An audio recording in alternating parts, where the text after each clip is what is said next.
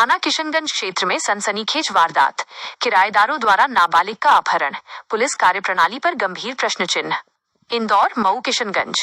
थाना किशनगंज क्षेत्र के अंतर्गत ग्राम तुलसी नगर भैंसलाय में निवास कर रहे एक परिवार की नाबालिग पुत्री के अपहरण का गंभीर मामला सामने आया है। पीड़ित पिता ने स्थानीय पुलिस की ढीली कार्यप्रणाली और क्षेत्र में किराए पर रह रहे संदिग्ध व्यक्तियों की गतिविधियों पर गहन चिंता व्यक्त की है। मामले का विवरण, केस समरी। पीड़ित पिता के अनुसार उनकी पुत्री अपने नानाजी के निवास रानीबाग ग्राम भैंसलाय जाते समय लापता हो गई थी। तत्काल थाना किशनगंज में सूचना दी गई, जिसके उपरांत पुलिस द्वारा एफआईआर दर्ज कर बालिका की तलाश का आश्वासन दिया गया था। आरोपियों की संलिप्तता एवं गिरोह का संदेह। सूत्रों से प्राप्त जानकारी के आधार पर पीड़ित पिता ने गांव के ही अंकित बारिया और रवि पटेल पर सीधे तौर पर आरोप लगाया है। बताया गया कि इन आरोपियों ने नाबालिग को 2 रातों तक अपने खेत पर बंधक बनाकर रखा, उसे भयभीत किया और तत्पश्चात उसे पवन पटेल के हवाले कर खंडवा की ओर भेज दिया गया। स्वयं की तत्परता से मिली सफलता, विक्टिम्स फैमिली इंटरवेंशन। पीड़ित परिवार एवं समाज के सदस्यों ने निजी प्रयासों से खंडवा पहुंचकर अपहृत बालिका को अपराधियों के चंगुल से सुरक्षित मुक्त कराया। बालिका की सुरक्षित वापसी के उपरांत पीड़ित पिता ने थाना किशनगंज में पुनः रिपोर्ट दर्ज कराते हुए आरोपियों के लिए फांसी की सजा की मांग की है। संगठित अपराध सिंडिकेट का आरोप, एलिगेशन ऑफ ऑर्गेनाइज्ड क्राइम। पीड़िता द्वारा दी गई जानकारी चौंकाने वाली है। उसके अनुसार जहां उसे रखा गया था, वहां लगभग 20 से 25 लोगों की उपस्थिति थी। यह तथ्य स्पष्ट रूप से इंगित करता है कि किशनगंज थाना क्षेत्र में नाबालिग लड़कियों के अपहरण का एक वृहद संगठित गिरोह, ऑर्गेनाइज्ड सिंडिकेट सक्रिय है। पुलिस की धीमी गति की कार्यप्रणाली पर गंभीर प्रश्न, क्वेश्चंस ऑन पुलिस एफिशिएंसी।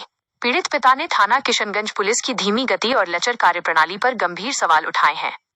उन्होंने विशेष रूप से क्षेत्र में किराए पर रह रहे व्यक्तियों, टेनेंट्स, रेंटर्स का कोई भी सत्यापन, वेरिफिकेशन या जानकारी एकत्र न करने पर रोष व्यक्त किया है।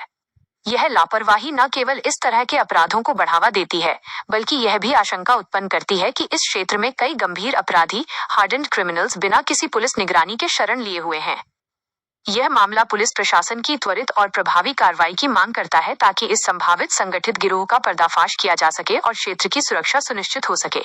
इंडोज से योगेश दुबे की रिपोर्ट। 35 लड़के हैं जी। जी जी, ये डरा रहे हैं। पुलिस लड़कों की टीम चल रही है जो आपको परेशान कर रही है। गैंग चल रही है। तो कोई नाम है, कहाँ के लड़के हैं, ये कुछ आइडिया है? ये आइडिया सर अभी तो यहाँ से कैसे मुलाकात, बाहर के तो यहाँ कोई किराए से है कि क्या है, यहाँ कैसे मुलाकात हुई थी, कैसे किराए से रहते सर। हम्म। किराए से रहते ना।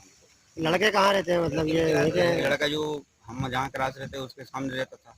अच्छा, लड़का है और बाकी लड़के रानीबाग के, उनको हम पहचानते नहीं है। तो आप पे विश्वास से पुलिस वालों पे कि ये करेंगे, इनके हिसाब से कार्रवाई के सब मामले को रफा दफा करेंगे, क्या है?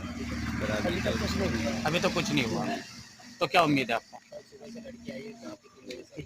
ठीक, तो राजीनामा का दबाव बना है कि राजीनामा क्या है? कुछ नहीं बना सर, राजीनामा करना भी नहीं है ना, कार्रवाई कर चाहते हो? कार्रवाई चाहते। आपका नाम है? मनोज कुमार। क्या किया गया, आपको परेशान कैसे किडनैप किया, आपका किस प्रकार नशीला पदार्थ खिला के आपको ले भेजा गया? क्या हुआ था घटनाक्रम बताया? क्या खाना खाने क्या बुलाया था? महिला कौन महिला आपके साथ में? कितने लोग थे ये? और अलग अलग ले गए थे क्या? नहीं, ये कई जगह पे वो सब मिले हुए थे और क्या बोलते हैं, अंकित को डराया धमकाया था, तो अंकित ने मेरे साथ और अभी जैसे पुलिस वाले तो कह रहे हैं कि कुछ भी नहीं खा रहे, डराया धमकाया, कोई वो नहीं बनता। तो बयान ले के मतलब मेरे को धमकाया था, मेरे भाई जेल गए, फिर को मार डाला। पुलिस ने आपको चमकाया तो नहीं, कोई दबाव डाला? नहीं डाला। ये अंकित और क्या क्या नाम बताया आपने आरोपियों पे? किस प्रकार का दबाव बना रहे थे, पूछो? उसका भाई को मार देंगे ऐसे दबाव बनाया? दबाव बना था कि मार देंगे जान से तेरे परिवार को, ये कुछ है? हाँ, बोला था। है ना, और कहाँ ले गए थे, कैसे ले गए थे, डरा के ले गए थे, कुछ कैसे? नहीं पता है इसका। आज इनको नशा, आपको क्या बेटा कुछ याद है कि नशीला पदार्थ खिलाया था? क्या हुआ था आपके साथ में? इतना कुछ पता, लेकिन मेरे को कुछ नहीं पता उसके बाद मेरे साथ क्या हुआ। अच्छा, खाना खाने के बाद आपको कोई होश ही नहीं है ना? ठीक है। तो कितने लोग थे, क्या क्या नाम था? रवि तो था नहीं, इधर पवन था, बस। हाथ तो सबके थे कि नहीं थे, क्या हुआ? 3 जने के नाम है ना? सही बता बेटा, डर मत, कोई दिक्कत नहीं है। डरना नहीं बेटा, डरना ना, पुलिस से डरना कुछ भी नहीं है, स्वतंत्र हो आप, सही बताओ जो भी है। रवि और पवन है बस। हाँ, सब बताओ, सबका नाम बताओ। और बताओ। का काम नहीं। बस तीनों है। और पुलिस प्रशासन से आप क्या सहयोग चाहते हैं, क्या कार्रवाई चाहते हैं ऐसे आरोपियों पर? अच्छे मारे रहे और क्या जेल में रहे। आपके बिल्कुल, पिताजी है ना बेटा, और द्वारा बताओ। फांसी की सजा मांग की गई आपके पिताजी द्वारा, आप क्या कहना चाहेंगे इस बारे में? हम भी ये कहना चाहेंगे, है ना बेटा, डरना मत, है ना, हम सब लोग साथ में हैं ये आपके। हादसा हमारे साथ हुआ, कल को किसी और के साथ। बहुत बढ़िया, ठीक है। ठीक है। इस बार में थोड़ा बताइए कि क्या मामला हुआ इस बार में, क्या दर्शन परसों हुआ? हमारे पास उनके फादर उधर आए थे कि हमारी बच्ची बाहर टहल रही थी और चली गई।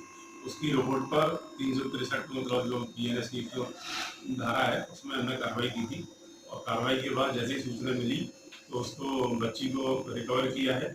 उसके स्टेटमेंट हो रहे हैं, मेडिकल हो रहा है, जैसा बच्ची स्टेटमेंट देगी उस हिसाब से कार्रवाई की है। आप सुना सर? इसमें सुना है सर 3 आरोपी है। जो भी बच्ची स्टेटमेंट देगी उस हिसाब से कार्रवाई होगी। सर आपका नाम? मैं TI कुलदीप खत्री, थाना